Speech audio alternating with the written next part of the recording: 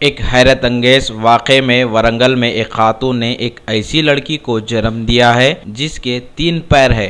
ज़िले जंगाओं के करीब में वाक़े गवर्नमेंट एरिया हॉस्पिटल में खातून श्रीलता को लड़की पैदा हुई। डॉक्टरों ने जच्चा और बच्चे को मौसर इलाज के लिए नीलोफर हॉस्पिटल मुंतकिल कर दिया। ये लड़की मुकम्मल तौर पर सेहतमंद बताई गई है। Bureau report IND today.com।